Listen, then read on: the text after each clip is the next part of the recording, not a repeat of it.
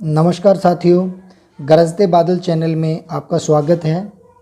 आज के युग में हिंदी शब्दकोश में शब्द ढूंढना बड़ा कठिन है, क्योंकि हिंदी के प्रति शायद लोगों का रुझान कम होने के कारण से शायद ऐसा संभव हो, या हो सकता है कोई और कारण हो।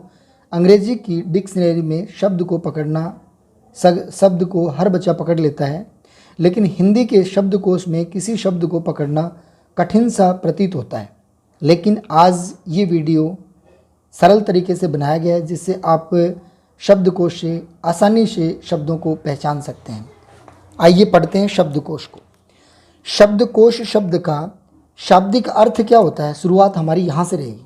जो कोश लिखा रहता है इस रूप में, तो इस कोश का अर्थ होता है धन संग्रह, और हमारा जो है वो शब्दकोश है, तो इस कोश का अर्थ होता है शब्दों का संग्रह। ये कोश धन का संग्रह, ये शब्दों का संग्रह। आइए चर्चा करते हैं आगे। शब्दकोश शब्दों का संग्रह है। इसे अंग्रेजी में डिक्शनरी भी कहा जाता है, डिक्शनरी भी कहा जाता है। प्राचीन काल से शब्दकोश का महत्व निर्विवाद है। निर्विवाद का मतलब होता है बिना विवाद के। वर्तमान समय में शब्दकोश का महत्व बढ़ता ही जा रहा है। शब्दकोश की परिभाषा अलग अलग विद्वानों ने, अलग अलग शब्दकोशाचार्यों ने अपने अपने अनुरूप रखी है। एक परिभाषा हम लेंगे संस्कृत की। अर्थ सहित शब्द संकलन रूपम कोशम। अर्थ सहित शब्द संकलन रूपम कोशम, ये जो है परिभाषा ये शब्दकोश की है। अर्थ के साथ शब्दों का संकलन का जो रूप है वह कोश माने शब्दों का संग्रह कहलाता है। शब्दकोश एवं हिंदी वर्णमाला क्रम दोनों में अंतर है, और बहुत अंतर है। अब ये अंतर क्या है, पहले हम इस अंतर को जान लें, उसके बाद में हम शब्दकोश की आगे के क्रम की चर्चा करेंगे। पहले हम देखेंगे शब्द हिंदी वर्णमाला में शब्दों का क्रम क्या है। तो यहाँ पर ये क्रम मैंने वर्ण वाला जो वीडियो डाला था वर्ण विचार पर, आप उसमें भी देख सकते हैं। और एक बार मैं पुनः है इसको दोबारा से रिवीजन करवा देता हूँ। यहाँ हमें शब्दकोश जब भी देखना है, हमें जब भी शब्दकोश पढ़ना है, तो हमें ये क्रम आना अनिवार्य है, इसके बिना संभव नहीं है। और उच्चारण भी आना चाहिए। तो आइए चर्चा करते हैं। ए आ ई उ ऊ री ए आई ओ औ अंग अह, ये इसका शुद्ध रूप से उच्चारण रहेगा। इसके बाद में आगे का जो क्रम है हमारा व्यंजनों का क्रम है, उसका उच्चारण क्या रहेगा। पहले हल्का कम हरिश्व, फिर दीर्घ, फिर हर्षव, फिर दीर्घ, फिर हर्षव, माने हमारा बोलने का तरीका इसी रूप में होना चाहिए। देखेंगे के खे गे घे अंगे च छ ज झ, ये आप देख पा रहे होंगे पहले वर्ण पर कमजोर है और दूसरे वाले पर अधिक दबाव और जोर दिया जा रहा है। ट ठ द ढ अण त थ द ध न प फ ब भ म य र ल व श श स ह क्ष त्र ज्ञ और श। ये था इनका उच्चारण का रूप। क वर्ग को कंठे कहा जाता है, च वर्ग को तालव्य, ट वर्ग को मूर्धन्य, त वर्ग को दंतव्य दंते, प वर्ग को ओष्ठ्य, य र ल व जो वर्ण हमारे हैं इनको अंतस्थ और यण वर्ण भी कहा जाता है। श श स है ये ऊष्म, और आगे जो हमारे चार वर्णों को संयुक्ताक्षर के रूप में मान्यता प्राप्त है। क्ष त्र ज्ञ बोला जाता है मुख शुक के कारण, लेकिन ये वास्तव में इसका उच्चारण ज्ञ है। तो क्ष त्र ज्ञ और श्रय ये संयुक्त वर्ण है। और इन पांचों को माने वर्ग के पंचमाक्षर को हम अनुनासिक वर्ण कहते हैं। अंग य अण न म। ये था हमारा वर्णमाला क्रम, हिंदी वर्णमाला क्रम। अगर ये ध्यान है तो फिर हमें शब्दकोश का 40% भाग समझ में आ जाता है। आइए आगे की चर्चा और करते हैं। शब्दकोश में शब्द क्रम को पहचानने के कुछ महत्वपूर्ण नियम हैं, उन पर हम चर्चा करेंगे। पहले चर्चा करते हैं, उसके बाद में एक एक नियम को प्रयोग में ला के उदाहरण के साथ देखेंगे। वर्णमाला क्रम और शब्दकोश क्रम का सही ज्ञान होना अति आवश्यक है। अगर शब्दकोश हमें पढ़ना है तो सबसे पहले हमें वर्णमाला का क्रम, जो अभी मैंने करवाया, उसके बाद में शब्दकोश का क्रम सही ज्ञान होना चाहिए। ये दोनों क्रम में अंतर है, ये दोनों क्रम हमें आने चाहिए कि किस रूप में कौन सा वर्ण कहाँ आएगा। दूसरा जो नियम है, प्रत्येक वर्ण का उच्चारण जो है वो शुद्ध होना चाहिए, शब्दकोश क्रम का ज्ञान भी हो।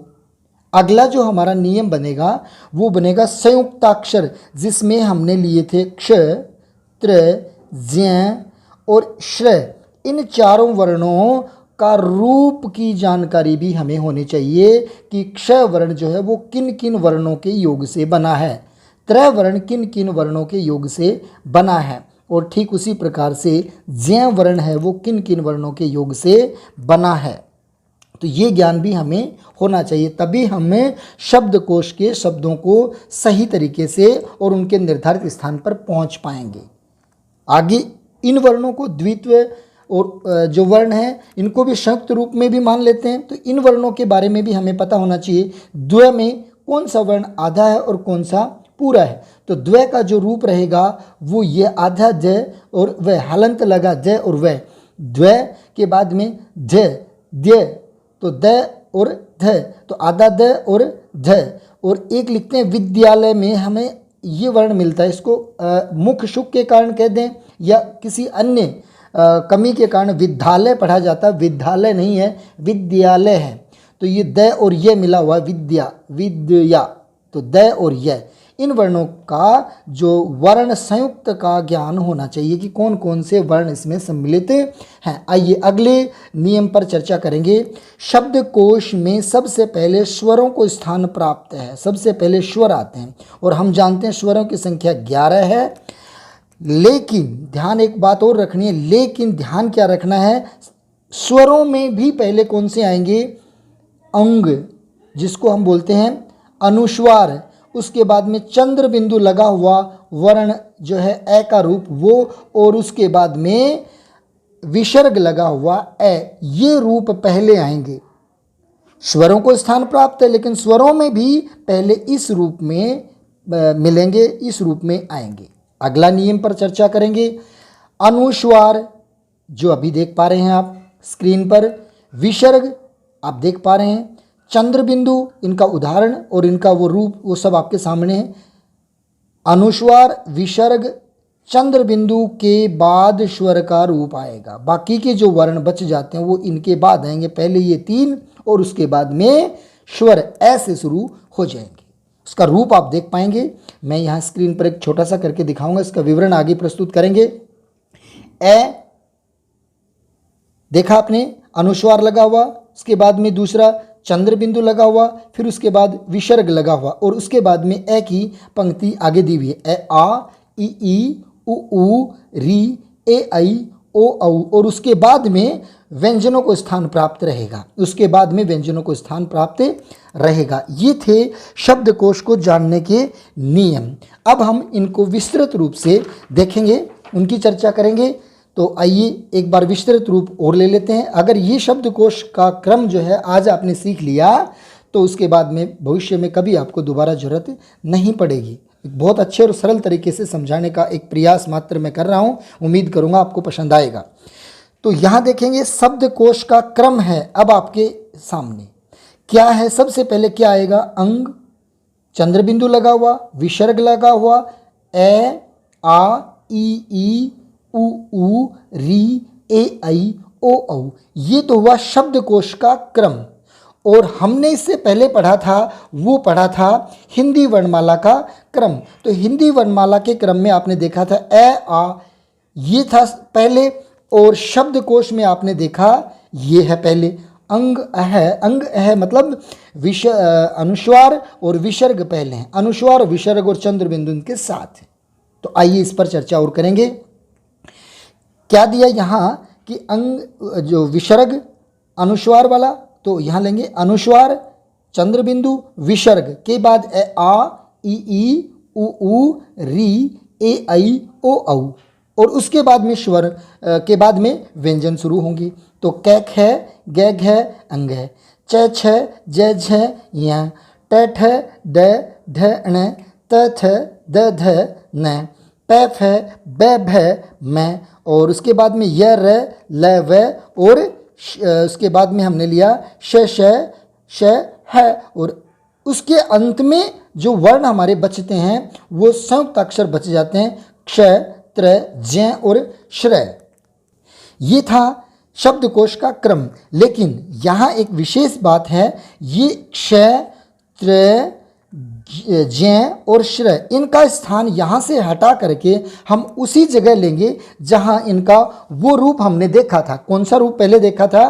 क्ष का हमने देखा था, क्ष वर्ण का हमने देखा था, ये क जमा श। तो क की पंक्ति में ये क के बाद चला जाएगा, तो ये क्ष जो है वो यहाँ से उठ करके और ये चला गया यहाँ, तो ये आ गया क्ष। उसके बाद में देखा त्र, तो त्र में हमने रूप देखा था त जमा र, तो त जमा र ये वाला रूप हमने यहाँ देखा था। तो ये त्र जो है वो तय वाले वर्ग में त के बाद यहाँ चला जाएगा, तो इसके तय के बाद इसका स्थान आ जाएगा। और तीसरा रूप हमने देखा था वो था ज्ञ ज्य, जिसका उच्चारण ज्य होता है, तो ये चला जाएगा ज के बाद। तो ज है वो च वर्ग में, ज यहाँ आ जाएगा आपका ज्ञ, ये यहाँ आ गया ज या ज्ञ। तो ये वर्ण तो तीन यहाँ आ गए। अब बात आती है श्रय की।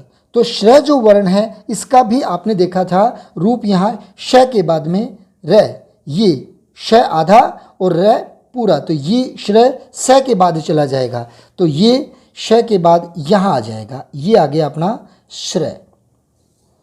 ये वह शब्दकोश में ये संयुक्त जो हमारे वर्ण थे, व्यंजन थे, उनको हमने स्थान दे दिया इस रूप में। अब चर्चा करते हैं दो वर्ण और बच जाते हैं, एक ढ जिसके नीचे नुक्ता लगा रहता है और एक ड जिसके नीचे नुक्ता लगी रहती है, इसको अड़य का उच्चारण दिया जाता है और इसको ढ। इसको इन दोनों वर्णों का स्थान कहाँ जाएगा? तो इन दोनों वर्णों के लिए भी हम उच्चारण के तौर पर लेके जाएंगे, तो ये ढ चला जाएगा इस ढ के बाद, तो ये आ जाएगा यहाँ पर ढ, और ये अड़य जो है ये चला जाएगा ड के बाद, तो ये आ जाएगा यहाँ। ये शब्दकोश का क्रम अब जो आपके सामने है ये शब्दकोश का क्रम है। इस रूप में आपको शब्दकोश में शब्दों को ढूंढना है और इसी क्रम में ये मिलेंगे। अब चर्चा ये करते हैं कि किस प्रकार से हमें वहाँ शब्दकोश में मिलेंगे, तो मैं वो रूप और आपके सामने रखने का प्रयास करूँगा और उम्मीद करूँगा कि ये प्रयास आपको और भी बेहतर लगेगा। तो आइए अब शब्दकोश में शब्दों को किस प्रकार से ढूंढेंगे वो देख लेते हैं। नियम हो गए, वर्ण क्रम हो गया, शब्दकोश क्रम हो गया। अब चर्चा करेंगे इस पर कि कौन सा वर्ण किस जगह पर किस रूप मात्रा के साथ कहाँ आएगा। तो देखेंगे ए ऊपर बिंदी, अंग ए के ऊपर चंद्र बिंदु और विसर्ग, अनुस्वार चंद्र बिंदु और विसर्ग। फिर उसके बाद ए आ ई उ री ए आई ओ, ये स्वर पहले आएंगे, बात हो गई। अब यहाँ तक कोई दिक्कत नहीं थी।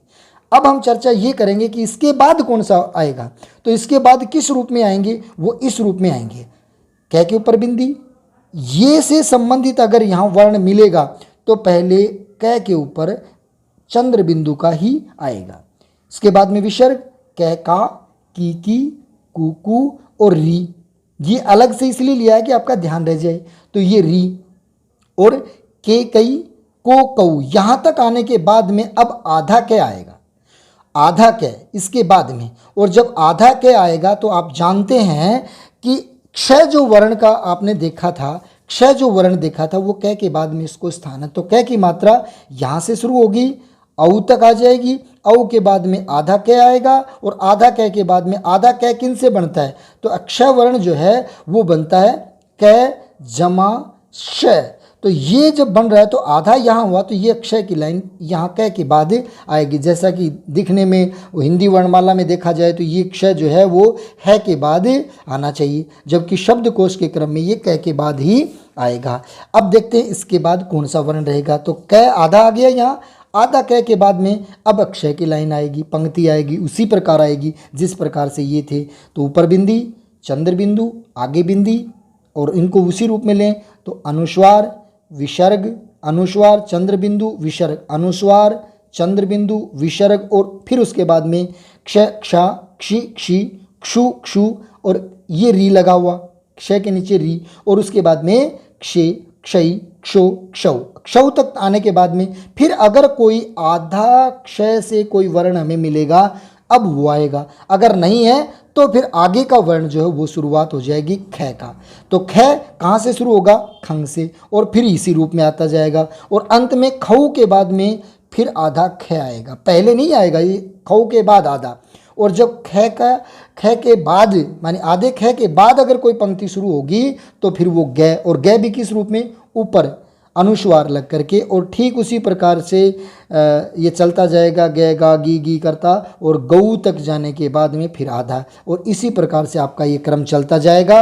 और ये जो वर्ण क्रम आपने देखा शब्दकोश का, इसी प्रकार से आप यहाँ देखते जाएंगे, ग आ जाएगा, फिर उसके बाद घ आ जाएगा, फिर ng आ जाएगा, फिर ऐसे करते हुए ज आएगा, तो जय के बाद में फिर आपको वही क वाली पंक्ति का रूप लगाना है, और उसके बाद में त्रय जब आएगा तो तय कि आधा के बाद आधा आएगा ये, तो तय के बाद ये नियम लगाएंगे, और यही क्रम आपका चलेगा। उम्मीद करता हूँ शब्दकोश का ये नियम आपको पसंद आए होंगे। आपका बहुत बहुत धन्यवाद। चैनल पर लगातार बने रहिए। बहुत बहुत धन्यवाद।